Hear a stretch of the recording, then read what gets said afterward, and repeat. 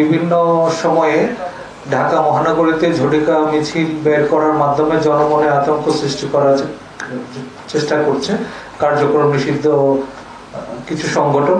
তাদের বিরুদ্ধে আমাদের নিয়মিত অভিযান অব্যাহত রয়েছে। সেই প্রেক্ষিতে গত 24 ঘন্টার মধ্যে তেজগাঁ থানা 2 জন এবং খিলগাঁও থানা 3 জন গ্রেফতার হয়েছে। গ্রেফতারকৃতরা হলো পটুয়াখালী জেলার বাউফল থানা ছাত্রলীগ কর্মী মোহাম্মদ আবির হোসেন, পটুয়াখালী জেলা বাউফল থানার কনকদিয়া ইউনিয়ন ছাত্রলীগ কর্মী আকিদুল ইসলাম সানজি, মতিঝিল থানার 8 নম্বর ওয়ার্ড ছাত্রলীগের সাধারণ সম্পাদক তাহমিদুল হাসান, মতিঝিল থানার 9 নম্বর ওয়ার্ড ছাত্রলীগের সেক্রেটারি মোহাম্মদ মাসুদুর রহমান ওরফে আরিফুল ইসলাম ওরফে আকাশ, খিলগাঁও থানা সৈনিক লীগের সদস্য মোহাম্মদ আনোয়ার হোসেন বাবু।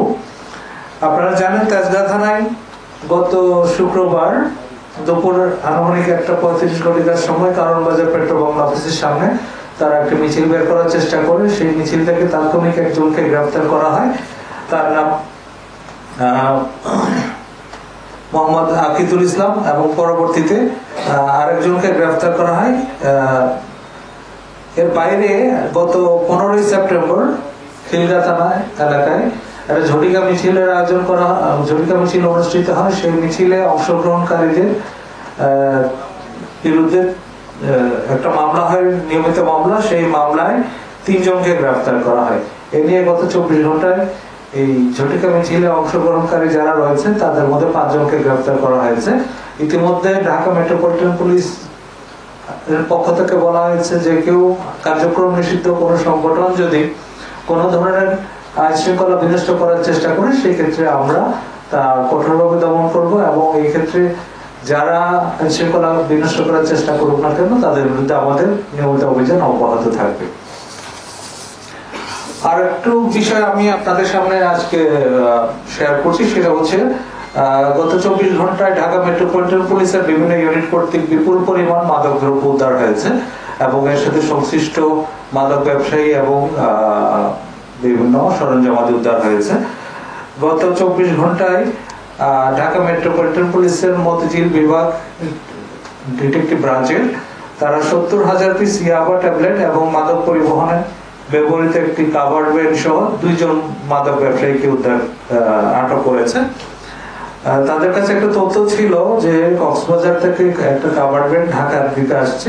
সেই তথ্যের ভিত্তিতে মতিঝিল গোয়েন্দা বিভাগের একটি টিম যাত্রাবাড়ি থানাধীন শনির আখড়া এলাকায় অবস্থান গ্রহণ করে এবং তারই প্রেক্ষিতে গতকাল বিকেল আনুমানিক 5:30 ঘটিকার সময় সেই কাভার্ড ভ্যানটা তল্লাশি করে কাভার্ড ভ্যানের তৈরি প্রকোষ্ঠ থেকে 70,000 পিস ইয়াবা ট্যাবলেট উদ্ধার করে, যার আনুমানিক মূল্য প্রায় 2,10 লক্ষ টাকা।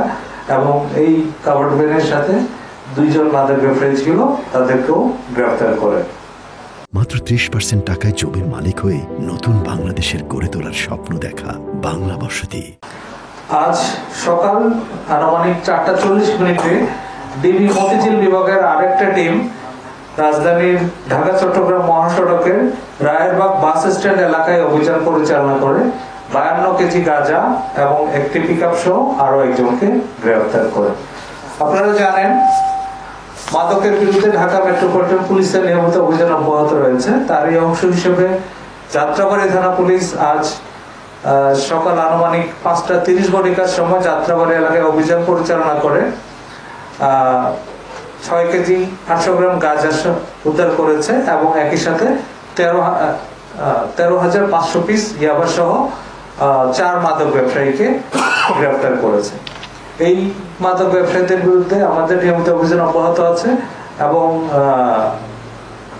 ভবিষ্যতে তাদের বিরুদ্ধে আমাদের যে অবস্থান জিরো টলারেন্স মাদক এবং যে কোনো ধরনের ঝটিকা মিছিল সে ব্যাপারে ঢাকা মেট্রোপলিটন পুলিশের যে শক্তিশালী অবস্থান সেটা চলমান থাকবে। আমরা মদতদাতাদের ব্যাপারে তদন্ত করছি, যদি কেউ মদতদাতা হয়ে থাকে তাহলে তাদেরকে অবশ্যই আইনের আওতায় নিয়ে আসা হবে। আমাদের এই ব্যাপারে জিরো টলারেন্স, যে স্যার যে কথাটি বলেছেন যে আমরা কিন্তু যারা সন্ত্রাসীকে আশ্রয় বা প্রশ্রয় দেবে তাদেরকে কিন্তু আমরা যে ঢাকা মেট্রোপলিটন পুলিশ এবং ডিবি কখনো কিন্তু তাদেরকে ছাড় দেবে না, তাদেরকে কিন্তু আইনের আশ্রয় নিয়ে আসবে, আইনের আওতায় নিয়ে আসবে। এই কথা আমি দায়িত্বহীনভাবে আপনাকে বলতে পারি। বেসিক্যালি হচ্ছে যে তারা মাদক ব্যবসা থেকে শুরু করে তারপরে হচ্ছে যে বিভিন্ন ধরনের যে কিশোর গ্যাং থেকে শুরু করে কিশোর গ্যাং, মাদক ব্যবসা, তারপর অন্যকে ভয় দেখিয়ে টাকা আদায় করা, কিংবা কখনো মানুষকে আটক করে টাকা আদায় করা, কিংবা হচ্ছে ছিনতাই করা, কিংবা ছিনতাইকারী যে গ্যাংগুলো আছে তাদেরকে প্রশ্রয় দেওয়া কিন্তু এদের অন্যতম কাজ বলে আমাদের কাছে প্রাথমিকভাবে মনে হয়েছে। আমরা আপনার বিষয়টি আমরা খতিয়ে দেখছি, যদি তাদের নামে বা তাদের সম্পৃক্ততা পাওয়া যায় তাহলে আমরা অবশ্যই তাদের বিরুদ্ধে ব্যবস্থা নেব।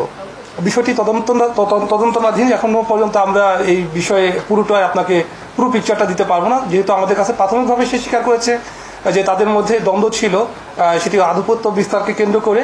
আমরা এই বিষয়টিকে নিয়ে আরও জিজ্ঞাসাবাদ করব, জিজ্ঞাসাবাদের পরে হয়তোবা তাদের কাছ থেকে আমরা পূর্ণাঙ্গ যে চিত্রটি, যে কথাটি আপনি বলেছেন সেটা হয়তোবা পাবো। এসেছে, আমাদের নজরে এসেছে, আমরা বিষয়টিকে নিয়ে কাজ করছি।